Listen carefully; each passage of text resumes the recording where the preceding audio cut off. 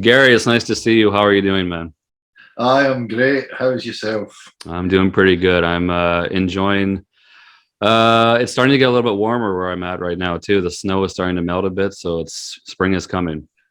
Yeah, don't say that to me. It's still a Okay. bit chilly here. It's gonna come back. It's not over. You know where I'm at in Canada. We're all about snow, man. It's gonna come back. I'm just talking uh, for nothing. I'm too excited for nothing. The last time we talked, man, I think on the record, it was just over a year ago, December 2020. I think we spoke about what was going on then with you. I think at that time you were about to go in the studio and you were trying to go in the studio and get new work done, but the restrictions were kind of preventing you from doing that. I just That's want to, right. yeah, for clarity, for context, in the last year, are things a little bit better for you guys where you're at right now? Oh yeah, most definitely. It took us up until October last year to actually get into a studio, physically get in there and Wow. start work on it. And just what with one thing and another, it's just getting older, and health, I think, is one of the main things, Yeah. for myself. I mean, if you go back to June 21, I had a hip replacement, Right. so I've joined the Bruce Dickinson gang, and Yeah. not that I'm running around the stage like him, but I don't think No, you'll no. be either, Yeah, no. going on No, going on definitely how I not. feel. Yeah. Or So Paul Giano too is having some issues as well with his yeah, hips. Yeah. No. so that took out, June, and then recovery, and and then obviously not singing and trying to get myself into action, boost, and you're feeling like complete down because of the operation. You're not feeling like going, hey, I'm a rock and Yeah. roller, let's Yeah. get in there, The complete opposite at that So, point. Yeah. anyways, so we got anyway, got all the the backing tracks done, all the music, everything, got all the backing vocals done. And funnily enough, speaking to you now, for the past week, I've been in again on my own, doing the vocals. So that's been good fun. When you started back in October, when you first got in there, was it with the full band or just you? No, it was both myself and were new. Well, one of the one of the new lead guitar players in the band, because we've got two now. Right. Richard Upson, myself, Richard, and Steve Rispin producing, went in the studio, and we went in, and Paul Gray, the drummer, because Paul was the first guy on it. Right. So we just played along to sort of my demos. So get Paul on it live drums, Mm-hmm. and then next day get Al, the bass player, down from Scotland, which is a bit of a trek for him to come to England, and then just gradually build it up, rhythm guitars, a bit of vocal here and there, Mm-hmm. and just pushed on for 2 weeks, which was yeah, it's pretty nerve wracking, Yeah. I mean, it's once I've done my demos, and you hear everybody else playing them, and they're like putting their own touch on it, you're like, do I like that? Do I not like that? But yeah, I mean, at the end of the day, it's much better. Yeah. So you mentioned the demos. Did refresh my memory when you were sitting at home, you were working on stuff just by yourself, getting ready for when you could get to the studio? Is that how it went? Yeah, man, that's how it goes. I'll pick up a guitar and just whatever comes out. It could be two chords, or something. But all of a sudden, I'll be like, all right, what can I sing over that? I quite like the feel of that, or whatever. So then I'll just push ahead and make a song from it. Yeah. And because I'm doing it now for 2 albums on my own, it's like, well, this is the third album now. Um, you know, I'm just writing them on my own. There's no partnership going on. Right. So it's like when you actually get into the studio, it is exciting to hear what the band make of it, the individuals in the band make of it. Mm-hmm. When you get the music in front of the band, are they kind of adding are they collaborating with you a bit? Are they suggesting changes? Are they making any adjustments to the songs? Well, they get a hold of it months beforehand so that have a right good rattle Learn through it, it, yeah, yeah. and see what their take is on it. Sometimes, I'll hear some stuff back, but most of the time it's all pretty brand new on the moment, in the studio. Bang! Oh, is that what you're gonna do? Okay, Yeah. okay. They're learning as they go. Yeah, Yeah. I get it. Yeah. But yeah, it's made it much more interesting for myself. Besides, obviously, it's different songs. You're writing different music. There's a few different members of the band, as you mentioned. Besides all that obvious stuff, what's changed from this record to This Is Hell, even from Swallow? What do you think has changed as far as your writing goes since then? Well, yeah, it's not so straight ahead kind of AC/DC sort of a sound, and yeah, which a lot of people obviously accuse me of, even though they love it, of course. Yeah, well, I wouldn't say accuse. That's yeah. strong. I mean, you can't help your influence and your vibe. This is how Gary. This is how you sound, man. So I mean, this is it. You're not faking yeah. it. So it's a throwback sound, but man, it's good. I wouldn't accuse you of that. Yeah. Yeah. Get over it. Yeah, okay. This is how Gary sounds. If you don't like Gary's sound, don't pick up the album, man. yeah. So it's a bit of a wider sort of spectrum, rock song wise, and but that's all just within everybody anyway. It's just that, nobody just likes one style of music, do they, or one style of rock. So yeah, it's been great, and I've got a couple of things in there from in the past that I never finished again because I've always got a whole back catalogue of stuff lying around there, that I can dip into, and a lot of newer stuff. So yeah, it's going to be an interesting album for Burnt Out Wreck fans, see how they respond to it, So it's going to have some different stuff on there, a couple of surprises, which I don't really want to say anything about until it comes out. Yeah, I can't wait for it. I can't wait for that. So it should be good. But, the main thing is, that we do have, as I say, Richard playing lead guitar on it.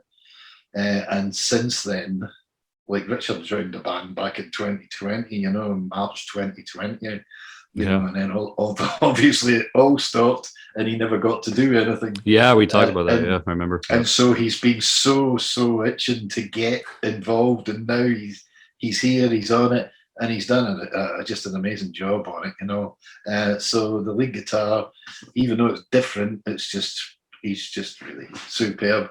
And then, as I say, we've got another lead guitarist as well that's just joined.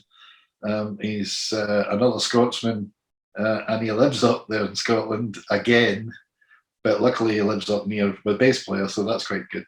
Yeah. And his name is Andy McLaughlin, and he's nearly half my age, which is just mind blowing. He's actually younger than some of my sons. It's just like, come on, what's happening? But he's got an old man's head, soul, when it comes to playing guitar, and he's just rips it. That's awesome. Is this the first time that you've had two guitarists in the band? Has always been a one guitar band? Am I right? Lead guitar. Previously we had Miles, and he just played strictly rhythm. Right. He could play lead guitar, but in the band it was just always Adrian that played the solos. So now it's just going to be two different lead guitarists on either side with their own individual sounds. And we did have a rehearsal when we did go into the studio, but unfortunately Andy just isn't on this third album that's coming out, so he just joined us. We were going into the studio, so it was just too late for him. I should got him to play some spoons or something. Yeah, just those little shakers, those things. Those add a lot to a song, man. I could do that for you. This work for you? This work for you? There we go. There we go. I'm in. I'm in Burnt Out Wreck. I love it. Excellent. So it's always been a 5-piece band, though, right? Like you and the 3 or 4 other guys. Okay. Yeah. For the most part. We have, for the most part, if somebody couldn't manage to be at some of the gigs, I'd pick up a guitar and play rhythm, and so that worked out okay. Yeah, that's awesome. Lyrically, obviously, lots changed in the last year or so since we had the last album, since This Is Hell. I mean, do you let some of what's going on now affect your lyric writing, or do you kind of let that go and say, well, everyone's tired of hearing about the BS that's going on? Do you kind of keep it more, for lack of a better term, positive, like the song? Yeah. I mean, I had no idea what was going to come out of me, you know, and lyrically, you know. All my ideas focus around, maybe I'll have a line for the chorus, the main hook, like for the chorus, and I'll just make noises for the verses, and then all of a sudden I'll start having to write, you know, 2 days before you're going to record it in the studio, you know.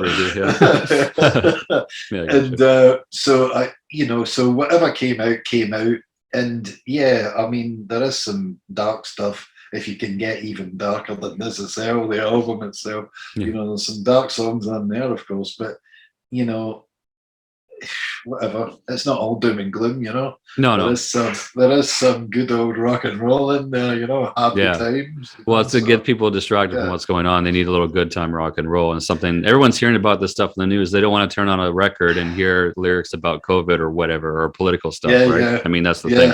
I can understand, but getting into people's music because that's what we're dealing with. But you kind of provide an escape from that and think, you know what? Let's just get back to rock. Yeah, you know, if I could remember what my name was, you know, it'd be great, wouldn't it? You know, long term COVID, yes, thanks. Yeah, I think I'll tick the box. I probably got that, you know. Yeah. From minute to minute, I don't know my ass from my elbow. You know what is going on? Oh my God. Oh, I got you, man. Are you able to say? Do you have a title for the record or release date, or is that too soon to say? I do have it, and yes, there is a song on there that is going to be title track. The title track. I like that kind of thing, and that's it. Like I say, I don't want to say because somebody will just go and record an album next week. No, for sure. I just want to know if you could share it. Yeah, just to annoy me, you know, just to get right into me. You never know. I've seen it. I've heard it. Seen it done. Oh yeah, it's happened on different levels. Yeah, you're right for sure. Did you? It's probably no, but did you have any chance to play some shows in the last year and a bit, or you haven't actually done a live stage in a bit? No, we've not played live since February 2020. Yeah, wow, since the start. Wow, yeah. Yeah, and well, you know, so and you know, and we us with the bass player being up in Scotland and we're down in England, you know, we haven't even got together. Like, you know, we've done a couple of things, said hello to each other on Zoom or whatever. Yeah, you can't get in the same room, you know. Yeah, we haven't done anything, and we haven't done anything. It's like people were doing during lockdown with the getting together to play and all that. You know, it just didn't work out for us. So we just said, oh, best just leave it until we're happy to. This all starts moving out the way, you know, and let us crack on. Yeah, new songs, like. Yeah, exactly. Do you see any shows at least coming up to the end of the year or even into next year? Do you have any plan at all, or that's not even on the table right now? We have got some gigs obviously planned. Our first show out is going to be up in Scotland. It's going to be in Kirriemuir. It's the Bon Fest. So that's the Bon Scott Festival, and nice. That's where his statue is. Yes, so we played it in 2019. We were on the town hall, which is really like they consider that to be like the first stage, you know, not the main stage. So you know, and we played that to a full hall full of people. It was just amazing, you know. Oh, wow. So they asked us to come back and play, but then obviously they just keep putting us to next year. Yeah, they keep postponing. Yeah, you know, and luckily, yeah, we're going to play. So that's in April, near the end of April, and okay, so that's coming up pretty soon. That's coming up in a couple months or so from when we're recording. That's awesome. Wow. So we'll be on the main stage. I think we've got an hour set, and we're really looking forward to it because it's just going to be after so long. Yeah, not you're going to be live with the new guys. It's just going to be, come on. I know. Yeah, you're going to be on fire vocally and playing wise. It's going to be awesome. Are you guys? When do you start rehearsals, and when you guys all get together and start rehearsals? Well, we need to try and get some rehearsals in, obviously, but we are pretty good at the just okay. We'll go and learn it, and then we'll just turn up and bang it out, Oh like yeah, just get up and it's just go. Oh, that's yeah, good. yeah. Awesome. Yeah. We're you know, when we first got together in 2017, we did nothing but rehearse for 2 months solid, Oh wow. and so Yeah. and as new songs come in, obviously you got to rehearse again, but we'll see how it goes. We did do, as I say, when we went into the studio, Andy came down. We done like a 45-minute rehearsal just to see how he was, because we never played with the guy. Yeah. We never played with the other guy. It Good was time to new find for out. us. Yeah, so it Yeah. was new for the whole band to be in a room together, and we just done it. Got a bit too overexcited, of course, and it was really good. Well, it's great that it worked out that he was the Really guy. enjoyed Because it. can you imagine? Well, at least you would have found out in that moment. Hey, you're not keeping up. You would have known one way or the other. So trial by fire, get in there. If it's good, Yeah, it's yeah, good. for that, yeah, definitely. If you can gel, but I sent me quite a few Zoom, uh, videos of him playing the songs, the older material, Right. and I was just sat there going, blown away. What do you Yeah. want? Good, come on, he's Yeah. great. That's good Come to hear. on, come down and play with the band. Yeah. BOW is going to be fired on all cylinders. That's cool. That's good to hear. Yes, let's hope so. Yeah, Yeah. and see how it goes. Yeah. You brought it up before, and I want to go back on that a little bit. You mentioned your voice, and people give you that charge about sounding like Bon Scott or having that kind of that tone or whatever. Have you found that to be a major, like, does that bother you when people bring that up? Do you find that as a criticism, or do you find that this is, hey, thank you for comparing to something that's important to me. It's my history. It's my legend. Yeah, yeah. How do you feel when people do that is what I'm asking. No, I'm okay with it. When I open my mouth, that is what comes out. But if you ask me to sing a Journey song, I'll end up impersonating Steve. Because that'll be it. I It's want to just hear like, that. I want nah, that. mate, you You need do. to do Well, you're not getting it right now, but that. you know. But so This you second. can. I know, but you can. People do it, don't they? But so Yeah. I don't have to sound that way, but it is my preferred rock and rolly Yeah. old man gritty voice that I've got going on these days, Yeah. because I am an old man, of course. You're still a young man. You're still rocking it too, and your voice has obviously changed since the Heavy Pettin days, obviously. And you weren't the main singer in that band, as we know, but you had a big hand in the background vocals. But your voice changes over time too. Yeah, when you're young, yeah. I mean, I think that by the time I got to like 31, then my voice got stronger, and then the grit started coming in a little bit. Yeah. And then, but now that I'm like 60, it's like, okay, the grit is in there, and I don't know, I think that it's going backwards now. I think that maybe there's too much grit, and I can't get rid of it. It's like, hey, what's going on? So. Do you find that when you're recording in the studio? Obviously, it's different when you play live, but when you're in the studio and you're laying down the vocals, do you find that is it challenging for you at some point?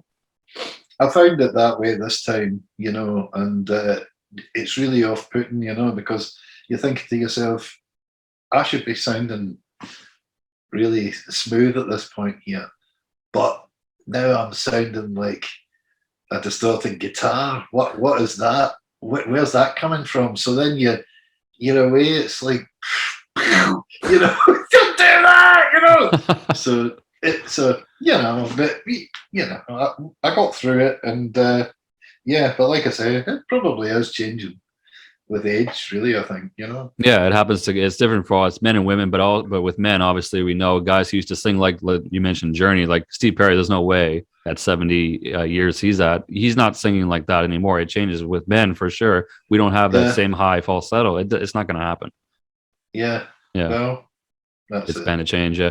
Do you we never talked about this before, actually, and it was a good point I should have brought up a long time ago, is that you have kids, and I wanted to ask you before, but now's a good opportunity to bring it in. Do they have a musical background? Are they into what you're doing? Do you have you had done any work with them in the studio? What's going on with their background, if you can mention? Yeah, I've got 4 children, a daughter and 3 sons, and 2 of my boys play guitar. they love the AC/DC stuff, obviously, because that's all they used to get hit with as children in the Nice. long trips. Here we go. Oh, Dad and his Back in Black record again. My God. Not that again. Yeah. Or actually later than that too, probably. But yeah. But they grew up doing that, and playing along. They play guitar along in Rhino Bucket, and Oh wow. they just That's cool. love they just love that. So they love all of that kind of rock and roll, obviously. Yeah. But they're into. Well, one of them's developed. He's into sort of all this rapping sort of Okay. stuff. He's gone into. Be it British or be it American, he's gone that way, Okay. because obviously they liked all of that kind of music when they were younger. Right. And my eldest son Max, he's into all the screaming. Oh, there you go. know. Nice, yeah. Yeah. The modern rock of today. Yeah. Yeah, and funny, I was doing a bit of that on the Mac with him about a month ago, and he says, "Well, what do you make of this guitar riff?" So he sort of I said, "Just record it on here." So he recorded it, and then he went away, and I didn't see him, and I was just sat there going, "Okay, there's some of this, bit of drums, a bit of bass." So I'm playing the bass to it. He come back, and he's like, "What have you done?" What do you mean? What have I done? Yeah. What have you changed? No, it sounds, but it sounds really good. So yeah, I just need to try and get him to sing on it. I think, or make some grunting noises on it at least. Whatever it's going to be an angry tune. Yeah. So yeah, but he does it on his for himself. He's not in a band. He doesn't play. Some of his friends play in that, and my daughter, she can play guitar as well, so she plays acoustic and she sings and she. So you have 4 musical children. Yeah, you raised 4 musicians basically. That's very cool. Yeah, like the Partridge Family or something. Yeah. The new Partridge Family. The Moats. The Moats. I wish I could do with some money for sitting in my house doing nothing. It'd be good. Yeah, hey, let them take over and they can run it. Yeah, exactly. They can start bands and start bringing those royalties in. I love it. Is Max? Does he drum? Did I have that right? Yes, he is. He always has been. That was his first thing, when he was young. And he said, "Oh, I want to be a drummer." And I was like, "You don't really, I've already been through that, son. You don't really need that." Or I was thinking, "I don't need a drum kit in my house for you banging it." Yeah, you don't even. Can you imagine hearing that now? But the fun of playing drums, though, what originally attracted you to playing drums? That must be there for him now. When you were a kid, Well, yeah, but he's really good at all that stuff, all that intricate double bass drum, crazy fill stuff, stuff that I just go, you don't need to do that. You just need to go. The simple beat can be that's a song. Everybody know that. Nobody wants that. Yeah, everybody can. Yeah, exactly, because that's all you need to get effective song, right? It's like you get that beat, you get that guitar riff, and you got a song right there, and people latch onto that in a second. Yeah, so he's pretty talented, It's just, that's cool. It's a shame he doesn't put more effort into it, Yeah, but that's life, isn't it? They'll choose the path they want to choose. I know I'm a man of 4 children myself, so I know they're not musical at all, and they definitely for the most part don't like the music I do. So that's a challenge anyway. But they do their thing, and that's all that matters. Yeah, I know you have a drummer in Burnt Out Wreck already, but is there ever any consideration to having, or did you ever at one point think of having Max in the band? No, not really. No, not really. Or even to guest, or to kind of do some drumming a little bit, or does he show any interest in that? In the band, I've had him. I've been in a rehearsal studio with him and blasted out whilst I'm playing away and singing, screaming, playing guitar, and had him in, nice. For something to do, So, and he could do it. But that's not really what. It's not what he wants to be doing. Yeah, it'd be cool if he was even doing a guest or spot or something, like writing a riff or singing. You said he sings. If he could have a duet with you at some point down the line, that would be cool, I think, too. Yeah. If he ever has interest. Yeah. We'll see. We'll see what happens. Yeah, Moat and Son. Yeah, that'd be great.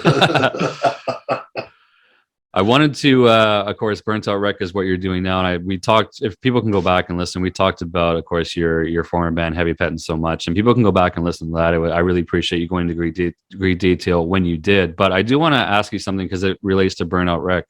You brought the song "Rock Ain't Dead." Always, it's in the set. I think you played it up until the last time you guys were playing shows. It's a song you had a huge hand in creating, so of course you're gonna sing it as well too.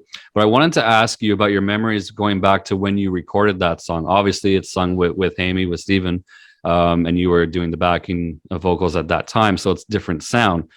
When you guys were writing that and recording that, and when you guys were in the studio making that song, obviously we know how Amy sings. He has that very high voice, especially at that time. He sang it over the top in a lot of places, and obviously you have a different voice, so you're singing it differently now.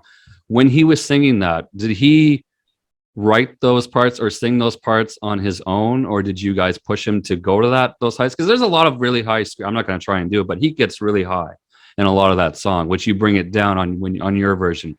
How was it like when he was doing that? Were you guys pushing him to do that, or was that his own kind of thing? I think that when you look back at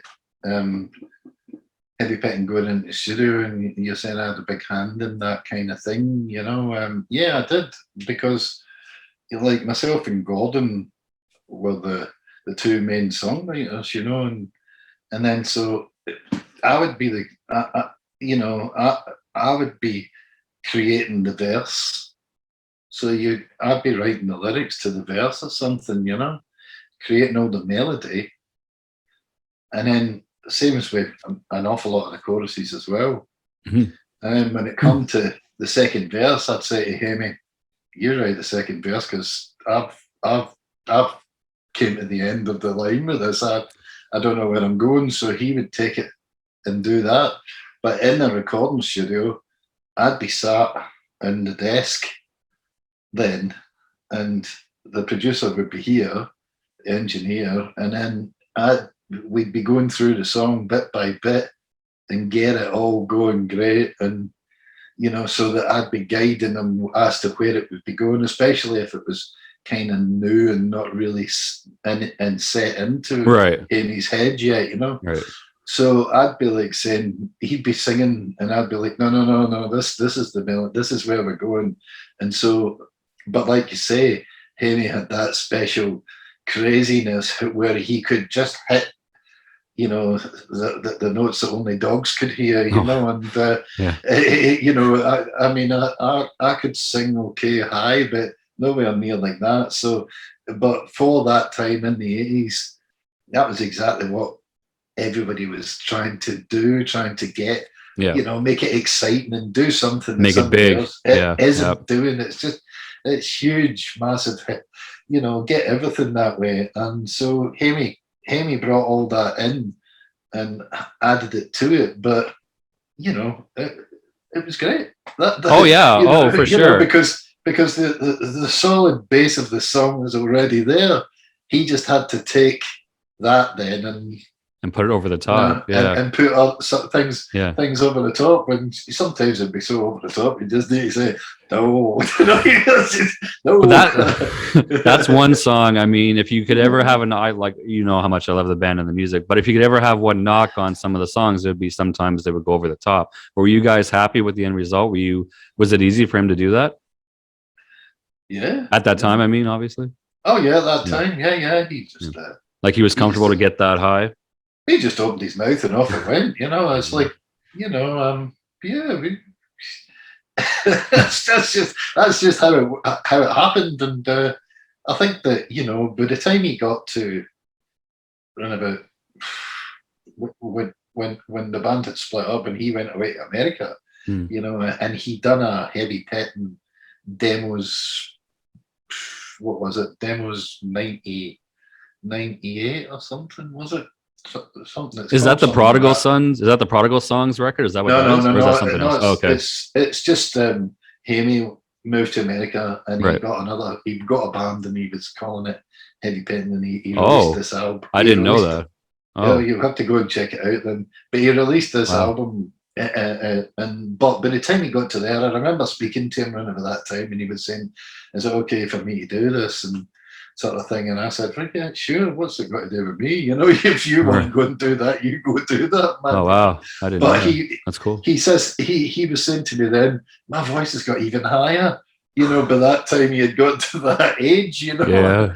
And you know, so it's just yeah, of course. So he got even higher. Wow, I didn't know. Stronger and higher than when everybody thought. Okay, a lot of people thought, "Oh, yeah, that's ridiculous. How did he hit these notes?" You know, but, it's crazy. Well, obviously back in the day, you found the right guy for your music. But when you decided to when you brought that song back to your set and Burnt Out Wreck, you had to make some changes for your voice. How was that? How did you restructure the song? No, I didn't. I just sing it the way that I wrote it in the first place. You know, so that's how it came out of me, without all the added extra really high stuff, because I don't need to do that. I was going to ask you, did you feel that was actually going to be my question? Did you feel like you had to do that so people could recognize the song, or were you okay saying this is how I'm singing the song? I'm not going to try for something I can't do. I just sing it the way that I intended it to be in the first place. So, right. You know, which is it's not a million miles away from what it should be, but no, definitely not. I wasn't saying that, but for sure I know because it's not the same. But, you know, I'm not saying, Gary, you can't sing that. No, I'm saying that obviously the voices are different, and no matter, even Hamey at this age, there's no way. I don't know. I haven't seen live shows, but I'm pretty sure he can't even do the exact same now at 60 something years old. There's no way. It's just not possible. So everyone had to make a change on the song. I just wondered how you made, like, how you felt about those changes for yourself to make it comfortable for you to sing it on a nightly basis. No. That's cool. No. Is that the I don't recall, but is that the only HP song that you bring to your set, or do you play other ones? No, that was the only one. We did do Love Times Love, you know. Okay. Another song of mine. Yeah. So you know, that's why we were doing them, because I had written them in the first place. So right. Yeah. I wouldn't want to play anybody else's, not, you know, just because I play mine, then I'll keep everybody happy. Then, yeah. You know, and people recognize those songs too. If they come to your show, they know your history, they know those songs, they want to hear it too. So it's cool that you bring them in. Yeah. I mean, both those songs are big Heavy Pettin songs, you know, and still are, you know, and big downloads, you know, both of those. So that's always good to know, isn't it? Yeah, exactly. Do you ever see yourself dropping those songs from your set list and just going with straight Burnt Out Wreck music when you have 3 records under the go, or do you think you'll always have some, at least those 2, or at least Rocking Dead? Do you think you'll always play that? I don't think I'll always play it, you know, like you say, because you know, come on, we got 3 albums worth of material, you know, you should be able to just do your own stuff. But it's like, you know, you're going to see the Dead Daisies, and what are they playing, eh? Oh, there's a lot of history in there between Glenn and Doug's bands. Yeah, you can have a lot of stuff there. They're all over the place. They're just, you know, the biggest cover band in the world, you know. But there they go, aren't they? You know. Yeah. So when you say things like that, it's a joke, isn't it? It's like a jukebox. You know? It's like a moving jukebox. Yeah. You know, I'm not saying, you know, they're a great band, awesome. Everybody in it's just fantastic. Of course it is. But, yeah, for sure. It's like, so you go and see them and you think, okay, play the songs. No, don't play these songs. Just play your songs. Yeah, exactly. I don't want to hear that. You know, I know you can do that. But, yeah, for sure. Well, like I said, you have 3 albums, about to be 3 albums on the go. There's lots of material there. If you want to throw in a Bon Scott tune for yourself, you could do. Like, there's lots of material to fill a show, so you're good to go. Yes. It's always nice to entertain yourself with something else. Yeah, definitely. The drums on that song too. I'm talking about the original version. The drums on that whole on that track, "Rocking Dead," the song, well, the whole album, but the song itself are just fantastic. The drumming, the big, huge drum sound you guys got going on, even on a song like "Dreamtime." If you remember your drumming on that, they're just so big and powerful. I just listened to that song again recently before I talked to you, because I played it on one of the shows, and I just heard the drums again, and I was like, "Damn, that's a big drum sound on Dreamtime." The drums, when you kick into it, it just blows me away.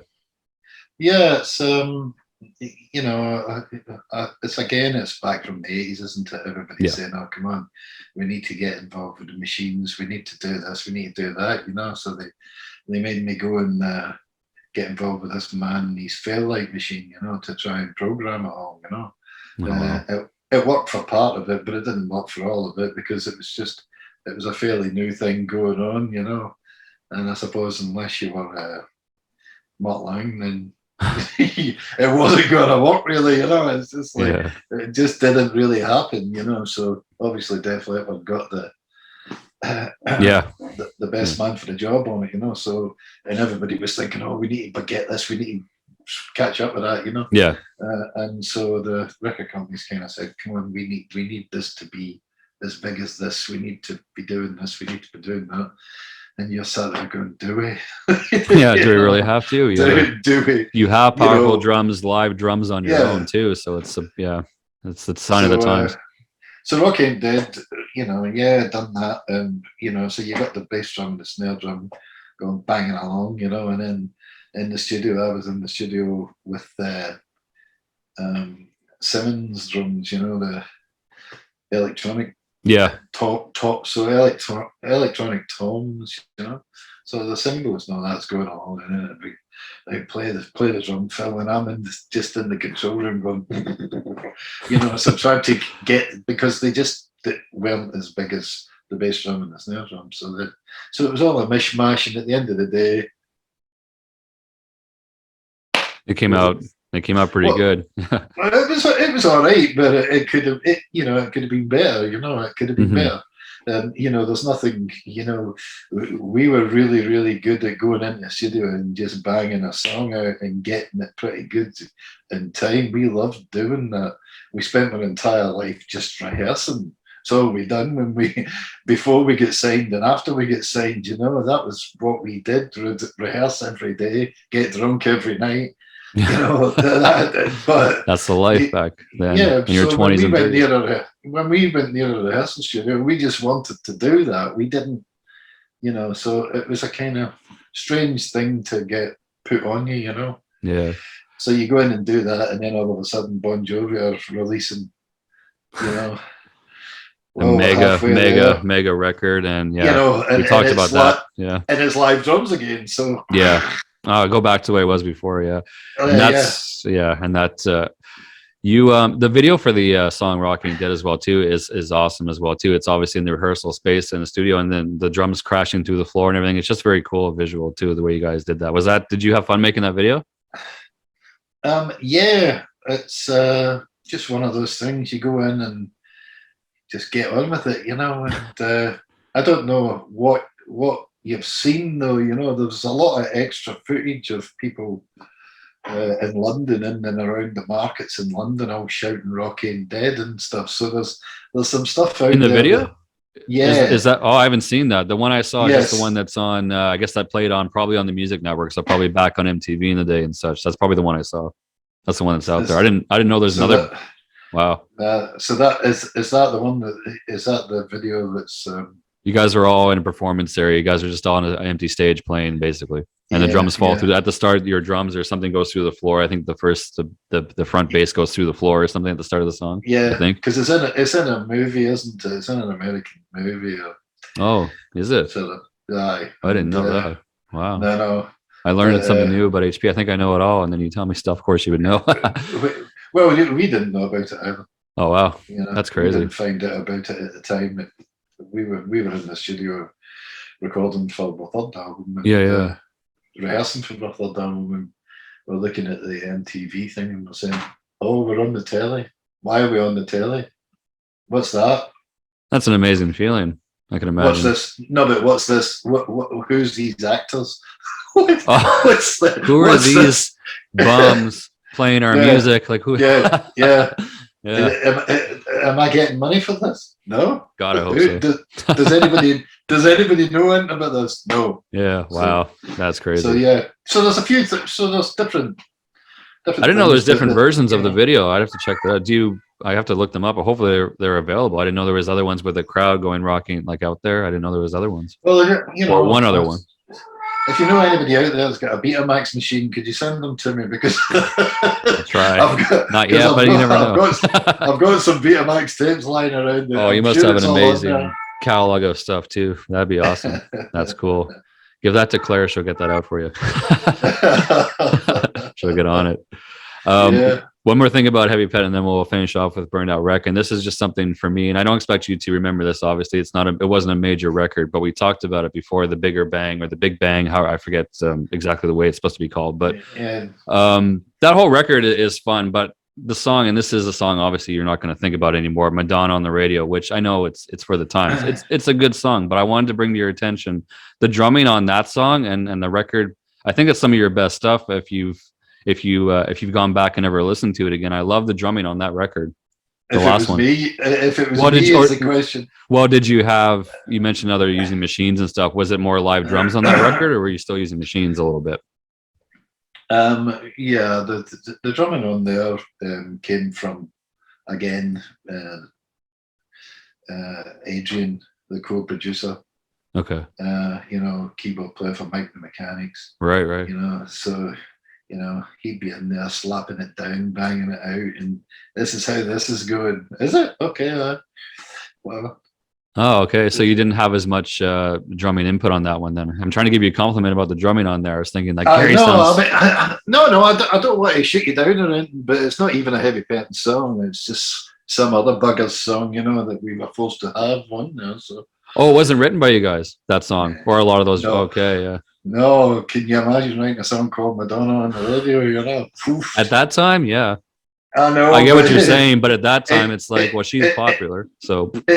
I know, but that was obviously the record company, publishing company's hope. I think was that would probably help, to get on American radio kind of thing, which I know, and try and get some money, exactly. out of it, So but yeah, I mean, we recorded it, we done it, we kind of remained true to the original demo that we had been given. We didn't really go too far away from it. Yeah, and it turned out okay. It's okay, but we weren't really interested in it. No, I understand. Why would we be? Yeah. Each record has a different feel. From the first one, the heavier tone, then you kind of moved a little bit into a little bit more commercial success for Rocking Dead, and then this one was the last ditch effort. We went through this already before for the American audience, right? So each one sounds a little bit different, but it's Heavy Pettin. It's just pick one that you like. I like all three for what they are for different reasons. So that's how I kind of see it as a fan. Yeah. Oh, obviously, the musician, you see it differently, but as a fan, they're all good. Yeah, I mean, it's us. You know the voices. The singing. Yes. The way it is. So yeah, that's definitely. I mean, we loved it all, but like I said, that wasn't ours. The only thing that did contribute to that was obviously a lot of backing vocals and overdubbing the cymbals, because that was the one thing that was missing from all the tracks. Mm-hmm. It was the cymbals, really. There's more of a bigger choruses on those songs too. Did you have a hand in maybe doing more singing, background singing, to kind of envelop the choruses on that? Oh, the big hooks. We went over the top on the backing vocals. Most the layers. Maybe go in and do one or two voices or something. But we'd go in we'd do maybe the before of the people in the band would be doing each part or something, Yeah, like layer kind of thing. 2 times each, yeah. But it did, sound, yeah. What is this, Bohemian Rhapsody? All of a sudden, you got blooming. This was Heavy Pettin's Bohemian. Yeah, I love it. yeah. So I mean, it was great fun. We loved doing that. It's good to hear that you still have some good memories of that too, because obviously it was a different time and it was maybe a little bit frustrating for you guys. Maybe that was the last recording of the original band together, the 5 of you guys together, basically, as far as I can tell. So I mean, that was your swan song, right? Yeah, I mean, we enjoyed it whilst we were doing it, and but it did become difficult, because it just did, we knew where it was going to lead to. It's just, but we had to do it anyway. So yeah, exactly. Well, eventually, many years later, it led to Burnt Out Wreck. So I know it's early for us to talk about it because the new record is not out yet. But where do you see Burnt Out Wreck going beyond this? You got some shows coming up. You got the new record coming out. But do you have plans for yourself? Do you have plans for 4th, 5th? Like, do you see it continuing on as long as you can go? Where do you see Burnt Out Wreck going? Yeah, it could certainly continue, because I have this never-ending bunch of songs come out of me every once in a while, you know, Good. a few months or something. I'll have a mad spot of inspiration, and I'll get some stuff down, you know. I mean, I've been doing it for the past month, you know, and I've got some new stuff coming out already of me, and so I'm just sort of filing that away. And yeah, it could go on for another few years. We just have to see what the situation in the world is, really, you know, and the situation with, you know, money and, you know, playing live, you know, because it's just a joke and it's all just gone completely. I know we've said this in the past and everybody's been saying it for the past 2 years, but, you know, it's just crazy. It's just, Yeah. how do people expect you to be a band and come and, you know, a touring band that tours Yeah. even around Europe? I know things are different there as far as getting passports and stuff because everything's broken up a bit. So even that's hard just to tour. But think about even getting over across to North America. You need to find the promoter that's willing to get you over here. It's just a big business and it's hard at this point at your level. Well, it is. It's not just at our level, at every level, you know. Yeah. Every level, even the biggest bands in the world, you know, they kind of get insurance to play these gigs. You know, they want to play stadiums. You know, the promoters won't touch it. They you know, money. Where's the money? Well, exactly. Look at Aerosmith. They had to cancel their big European tour because they just couldn't get the right. It didn't make sense, you know, routing wise, financial wise, and that's a big band. They couldn't make it work because of all the restrictions and stuff. It's nuts. It's crazy. It doesn't look good for the future of touring, for sure. It's unfortunate. Yes. It's a different planet we live on these days. Yeah, completely. Don't we know it? Yeah, it's not a good one. We're here for a good time, not a long time. Maybe that's okay now. It's good to hear that you're still making music. You're still creative. You still want to, even if you can't tour as much, at least you're still putting out product, and you still want to see Burnt Out Wreck going forward as long as you can. That's good to hear. Yeah, so you know, I mean, we get a lot of people online, obviously, downloading the stuff. You know, we got a lot of people saying, how much they enjoy it, and you know, even if I did, I don't know, 6 gigs a year, I'd be a happy man. It wouldn't make any difference to me. I don't need to be out there every day of the week. You know, you don't need to be a road dog anymore. Yeah, no, it's just be nice to get the album out and know that you've got a certain audience who will buy it, and that's great. And hopefully I will somehow be able to turn it around and do something, you know, because we don't follow everybody else's path. We follow our own, actually, you know, so we just try to, we do try to be a bit different. You know? You do it well. I know it's late over there. You probably to get to bed. It's late for you. So 2 more questions and I'll let you go. No. I don't want to keep you up. You said you're an old man. I want to keep you up too late, Gary. You got to get your sleep. You got to get your beauty rest. Get that voice in shape. Keep it in shape. I wanted to ask you. Let's talk a bit about your drumming. I know that's had to take a back seat through all the things we talked about at the top, and it's taken a back seat in recent years. Do you see yourself? Is drumming in your rear view mirror at this point, or do you think you can do a little bit here and there? Where are you at drumming wise as far as your capabilities? I still would enjoy playing the drums, but as I say, because I had that hip operation there, you know, I couldn't play drums properly because you just couldn't sit on the stool, you know. Right. Yeah. I can't imagine. I can imagine that. I can't imagine. You know, yeah. I'd be screaming high all the way through the set, you know. You'd be going, yeah. Yeah. But so, you know, no, I don't know, you know, so we'll see. You know, I'm due for getting my second hip operation in May this year, so you know it takes 2 months to get the recovery. So once that's done, I'm half the man I used to be. I'm half in 2. There's nothing there, you know. Titanium. Yeah. Two steel, solid steel. Yeah, exactly. Oh, there you go. See, I helped you. I get credit on that. I helped you write a song, lyric wise. Thank you. Well, I wanted to. We've talked about this before, obviously, with the Heavy Pettin guys, but with the 2 guys that aren't in the band anymore, Brian and Punky, do you still have any, especially over the pandemic, have you had any contact with those 2 guys? Are you still in contact with them, the former members? Yeah, not so much Punky. Punky likes to remain Off the grid. in the shadows. Yeah, nothing wrong with that. It's hard to do these days. Yeah. I know. Yeah. I wish I could do that myself, but yeah.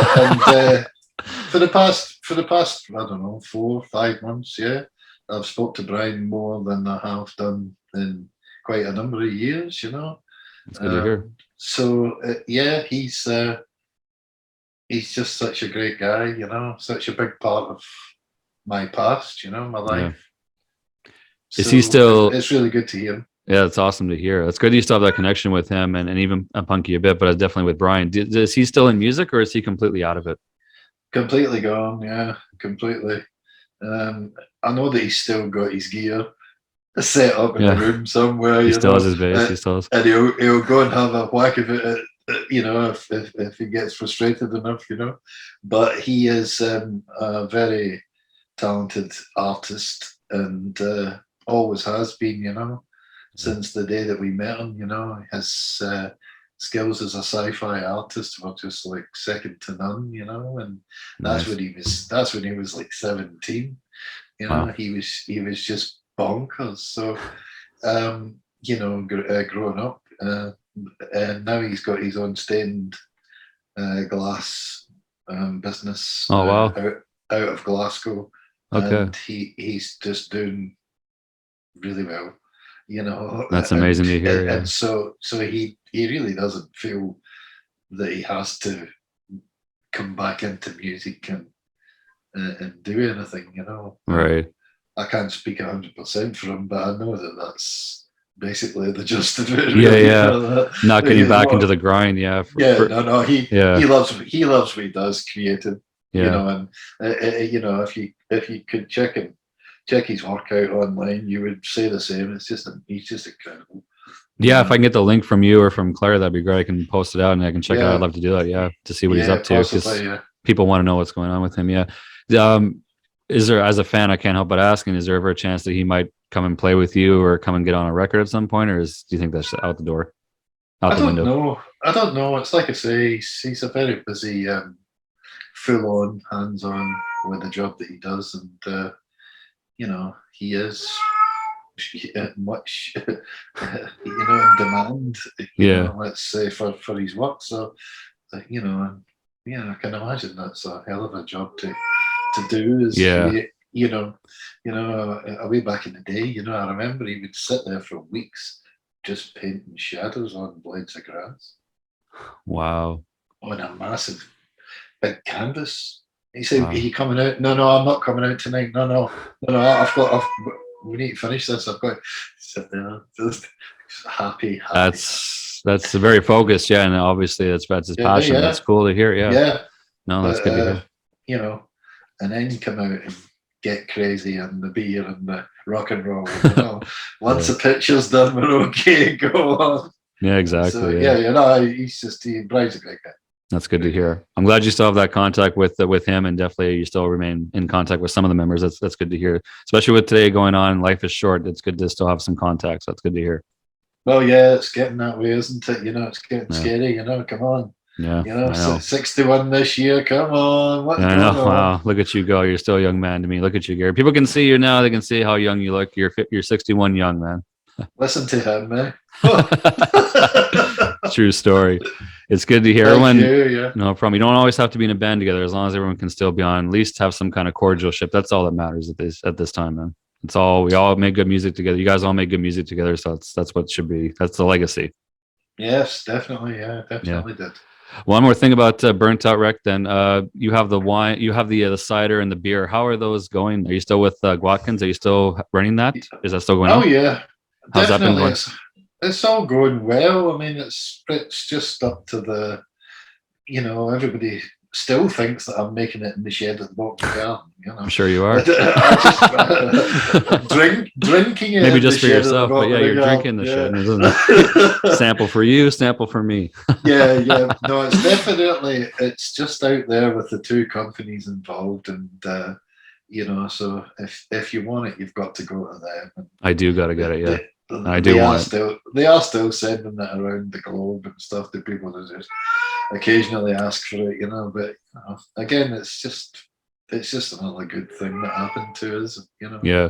Do you have plans for other kinds of maybe branding like that, as far as drinks or anything else? Do you see yourself putting burnt out rec or anything like that from a business standpoint? Do you have any plans? There's a possibility that there might be an ad drink coming out, but we'll just have to wait and see if it turns up or not. You know, it's up to the brewery involved, you know, and we'll see how it goes. But yeah, I mean, people ask us things all the time, you know. Yeah. You know, I think the last one we got was burnt out rec. What was it? Tea. It might have been tea. Oh wow. You know, but Relax with some tea and some burnt out Yeah, rec. yeah, What could be yeah, better yeah, than that? yeah. Nothing puts Yeah, you to no- bed like burnt out rec tea. No, that doesn't. It doesn't work for me, you know. That'll help your voice though. You get a little tea, a little burnt out rec tea on stage, and then you're gonna scream your guts out. It's gonna be it's gonna be awesome. Scream your guts out, yeah, that helps. Rocking dead. So Gary, yeah, we'll see how it goes, man. yeah, for sure. Gary, I appreciate your time and spending another hour with me and putting up with my questions. And it's very cool. At least we could do this on video. It's something new to try, and hopefully it works out. If it doesn't, when we have the audio, it's gonna go out no problem. It'll be great, Chad. It'll be great, Yeah, for sure. Well, like I said, I appreciate you doing this. Give my best to the lady of the manor there, and we'll talk again soon when more stuff is happening. Yeah. Awesome, Gary. Yep. Thanks again for your time, man. Take care. Good seeing you. Cheers. Bye, Take care, bye. man. Bye.